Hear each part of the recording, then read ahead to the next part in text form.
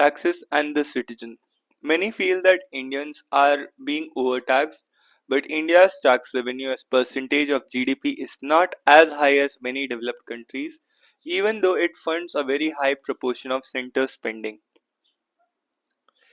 Government spending funded by taxes, fines, penalties, and most social security contributions are excluded, central government only.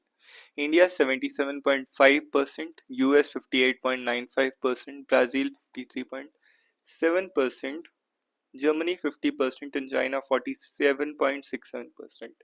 Tax revenue as a share of GDP: Germany 40%, Brazil 32.6%, US 26.8%, China 22.3%, India 17.6%.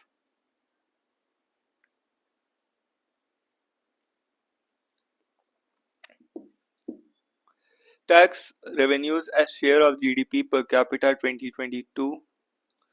Germany as is the highest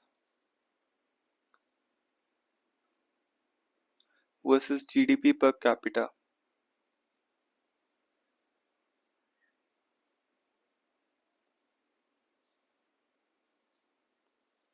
Saturday's Union Budget for 2025-26 will come at a time when Indian economy is facing a significant challenge in itself. This is an unusual scenario for Finance Minister Nirmala Sitharaman.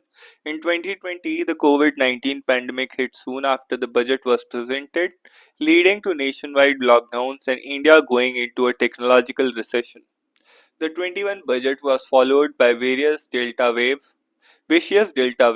and the 22 budget was followed by Russia's invasion of Ukraine that led to a spike in inflation.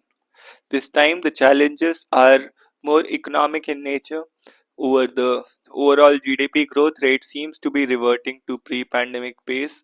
India grew at less than 4% in 2019-20, and the annual average growth rate of GDP has been less than 5% since then.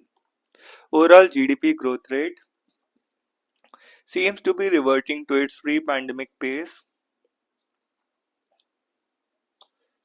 India grew at less than 4% in 2019-20, and the annual growth rate of GDP has been less than 5% since then. Indians in their personal capacity Indians in their personal capacity are not spending enough on goods and services, and private firms have been holding back on investing in the creation of new productive capacities.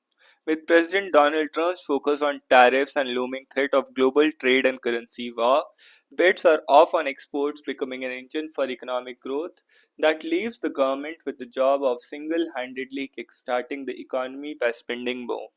It has been trying to do that to a great extent over the past few years, but it has very little success in reviving a durable growth momentum. Meanwhile, its finances are stressed and there is pressure to reduce its annual borrowings and par its existing mountain of debt. Indians in their personal capacity are not spending enough on goods and services, and private firms have been holding back on investing in creation of new productive capacities. With President Donald Trump's focus on tariffs and the looming threat of global trade and currency war, bets are off on exports becoming an engine or economic growth. That leaves the government with the job of single handedly kickstarting the currency by spending more. It has been trying to do that to a great extent over the past few years, but it has little success in reviving a durable growth momentum. Meanwhile, its finances are stretched and there is pressure to reduce its annual borrowings and pare its existing mountain of debt. Less tax and more to spend. The solution, it seems obvious, lies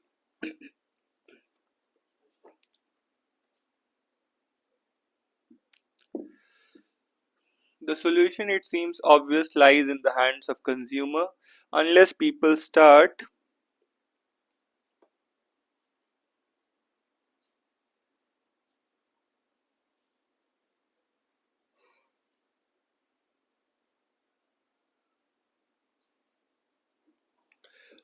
Unless people start spending more, it may not be possible to achieve 7 to 8% at a consistent basis. Many argue, therefore, it is time to cut taxes, leaving more in the hands of consumers, will hopefully trigger a spending cycle that will incentivize firms to start investing, thus creating more and better paying jobs that will lead to a new round of spending and so on. There is another reason why more people, especially those who are categorized as middle class, demand a cut in taxes. There is a growing sense that Indian government has been overtaxing its citizens. Is that correct? Here are two tables and three charts, all from our world in data, a scientific research non-profit affiliated to Oxford University, which provide relevant context. Table 1 shows the share of central government spending funded by taxes in five major economies, central government spending funded by taxes, and demonstrate the critical importance of tax revenue for the Indian government. At close to 80%, the Indian central government has a very high dependency on tax revenues, significantly more than the Chinese and Brazilian governments.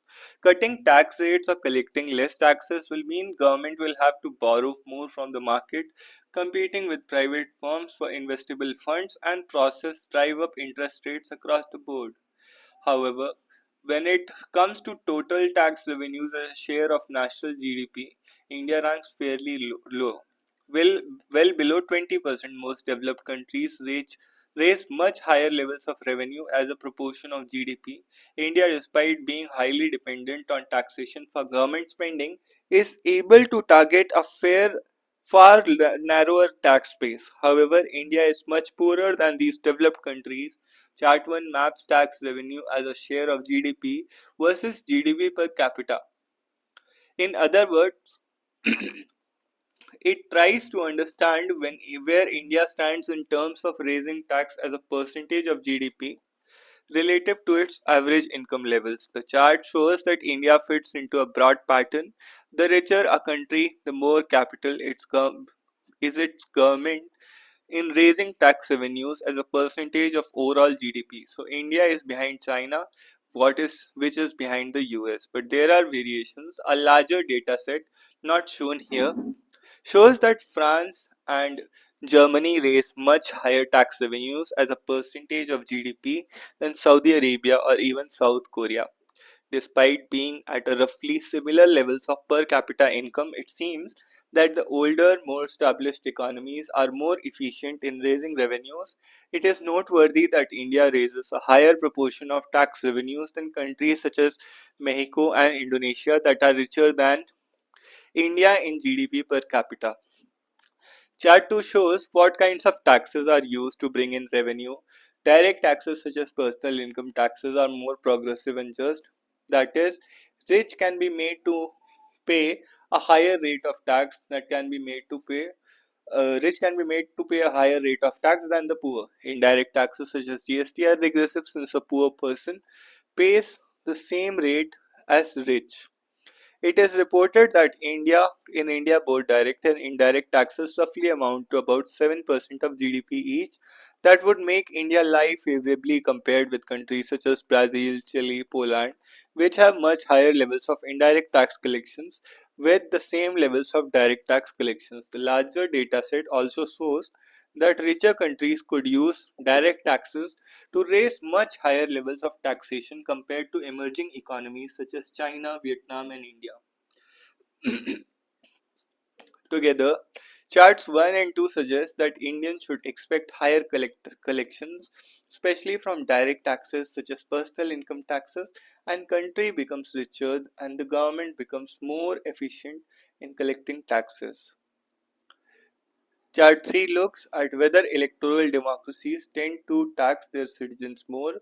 The data suggests that higher a rank for the country in electoral democracy, the more tax revenues its government is able to raise. India does better than Bangladesh, while it is behind Brazil, US, and Germany on both the electoral democracy index and tax revenue collection as a percentage of GDP.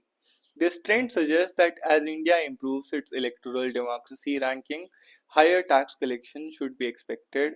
Of course, there are countries that lie the opposite end of the spectrum. For instance, the larger dataset shows China is able to raise a higher proportion of tax revenues than Chile, despite Chart 3 looks whether electoral democracies tend to tax their citizens more. The data suggests that higher a rank for a country in electoral democracy, the more tax revenues its government is able to raise. India does better than Bangladesh, while it is behind Brazil, USA, Germany on both the electoral democracy index and total revenue collection as percentage of GDP. This trend suggests that as India improves its electoral democracy ranking, higher tax collection should be expected. Of course, there are countries that lie on the opposite end of the spectrum. For instance, the larger dataset shows that China is able to raise a higher proportion of tax revenues than Chile despite being nowhere near the electoral rankings, and Poland raises more revenue despite being at the same level on electoral democracy index as Indonesia and Mexico. While many believe that Indian government is overtaxing its citizens, the data shows that India's tax revenue as percentage of GDP is not as high as many of the developed countries, even though it funds a very high proportion of the central government spending. And as India becomes more Viksit and prosperous in per capita income terms and its democracy deepens, tax collection can be expected to increase further. Why Yamuna in Delhi has high ammonia levels days after AAP national convener Arvind Kejriwal accused the BJP-led Haryana government deliberately poisoning Delhi's water supply. Haryana government lodged a complaint against Kejriwal on Wednesday. On Tuesday, Delhi Chief Minister Atishi and Punjab CM Bhagwant Mann met election commissioner officials and alleged that Haryana government was deliberately releasing large amounts of ammonia into the Yamuna. Ammonia, easily dissolvable in water, ammonia is a colorless gaseous chemical with a sharp odor. It is widely used in animal feed production, plastic and paper manufacturing, such as as fertilizer, coolant, cleansing agent, food additive, according to WHO. Major sources of ammonia pollution include runoff from farmlands, effluent from industries, where ammonia is used, and untreated sewage. The chemical is also naturally released in water with the degradation for organic matter. In the long run, ammonia in human bodies can cause damage to internal organs due to its corrosive properties. Why is ammonia an issue in Delhi? Dye units, distilleries, and other factories concentrated in Panipat and Sonipat districts of Haryana, as well as sewage from residential colonies, are believed to pollute the stretch of the Yamuna before it enters Delhi at Wazirabad. As a result, several quality parameters are impacted, including dissolved oxygen in the water, which reaches zero in the Delhi stretch of the river. The situation worsens in the dry winter months due to absence of fresh water upstream. Water treatment plants cannot treat water with ammonia content of more than 1 part per million, a spike in ammonia levels that disrupts capital water supply. The Delhi Jal Board's water treatment plants use chlorine to treat excess ammonia.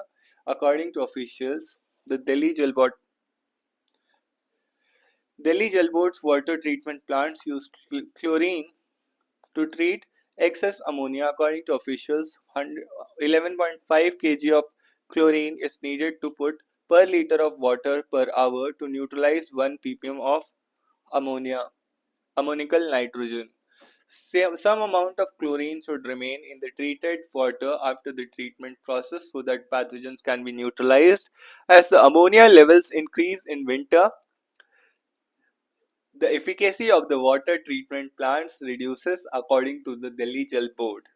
For years now, Delhi and Haryana governments have failed to devise a long-term solution to resolve the issue of excessive ammonia in water. Delhi proposed an in-situ ammonia treatment plant at the Wazirabad pond in March 23. However, it remains under development.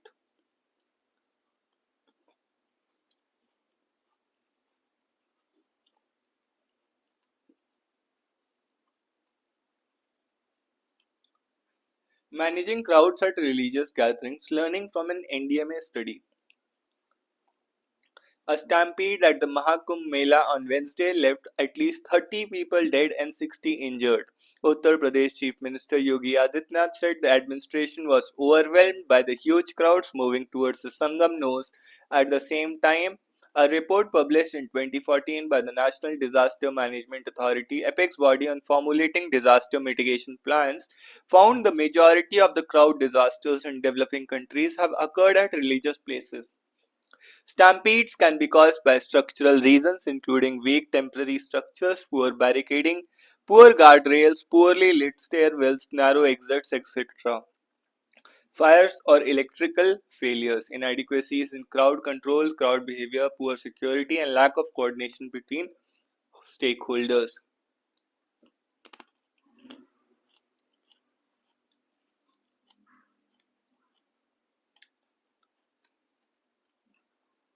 Stampedes can be caused by structural reasons including weak temporary structures, poor barricading, poor guardrails, poorly lit stairwells, narrow exits, fires or electrical failures.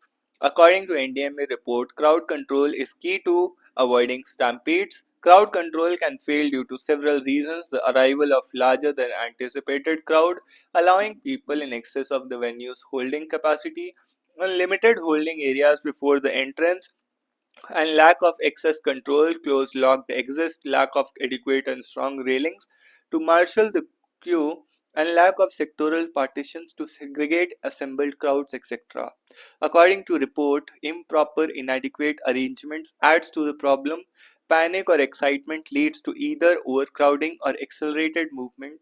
On occasions, this has led to deaths because crushing, suffocation, and trampling compressive asphyxia has been the most common reason for deaths, the report says. What role does the crowd behavior play? According to the report, understanding crowd behavior is an important aspect of preventing stampedes.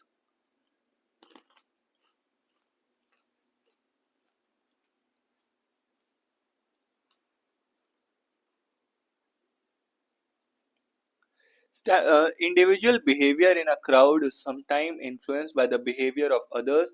Unlawful actions of other people can result in larger number of people following them. The research has shown the understanding of crowd behavior has led to community-based approach to crowd control instead of force-based control. Long waits at places of worship may result in few devotees climbing up the fences, which could lead a larger number following them, causing overcrowding in another area. Inappropriate or poorly managed control procedures may worsen the situation. For example, police reacting to a group of unruly people may chase them in a direction opposite to the incoming crowd, which may create a collision, hence a disaster. What does the report say about past incidents? The report makes a reference to the August 2003 stampede at Nasik Kumbh, where 29 pilgrims died. According to the report, a magisterial inquiry found that these reasons for the stampede: the pressure of people at various points in the barricades, a sudden flow of people in the reverse direction, sadhus were allowed to move in procession on elephants and in jeeps along with pilgrims, an unforeseen ingress of pilgrims onto the path from various points. Following the stampede at Kalubai Yatra, Bandhar Devi at Y Satara in January 2005, in which 293 people were killed, an inquiry commission under Rajan Kochar found the following causes: wrong crowd estimates, more pilgrims expected because of Tuesday, temple compound not big enough to hold large number of pilgrims, narrow, steep, wet, winding path with illegal vendors having gas cylinders on both sides, illegal electric connections, inadequate safety security, fire water medical assistance, poor infrastructure, only plans, no implementations, and lack of coordination among various stakeholders. The NDMA report argues that most stampedes can be prevented with proactive and holistic planning and flawless execution. The guiding principles for crowd control should be managing the demand supply gap through controlling the crowd inflow, regulating the crowd at the venue, and controlling the outflow if needed. In order to understand the demand, the guiding principle for crowd control should be controlling the crowd inflow, regulating the crowd at the venue, and controlling the outflow if needed. In order to understand the demand, report says the authorities need to understand the history of numbers, crowd arrival, patterns, types of visitors, etc.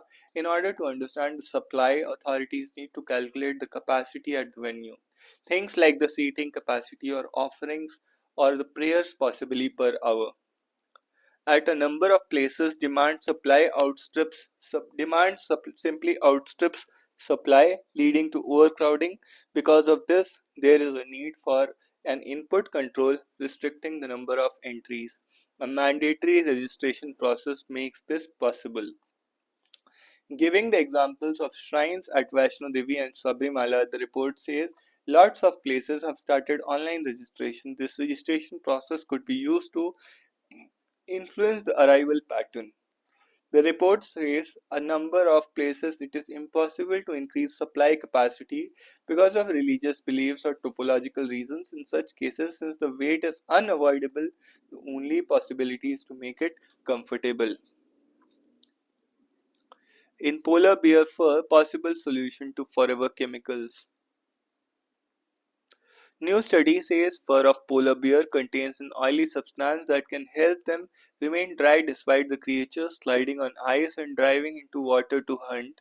This finding could potentially help develop an alternative to replace per and polyfluoroalkyl substances or PFAs, also called as forever chemicals. The study titled Anti-Icing Properties of Polar Bear Fur was published in journal Science Advances on Wednesday. Advanced researchers tested the resistance of animal fur to ice using samples of polar bear fur from Svalbard in Norway. Upon testing the unwashed samples against ice, they were found to contain sebum that was comparable to fluorinated skins. Year of the Snake: How Chinese Calendar Works. Millions around the world welcomes the Chinese New Year on January 29. Unlike the Gregorian calendar, China's use a lunisolar calendar which has guided rhythms of life in China. A purpose of any calendar is to mark the passage of time. Solar calendar uses the time it takes around the sun to make a single revolution. Lunar calendar, on the other hand, is based on the moon's 29.53 days synodic orbit around Earth.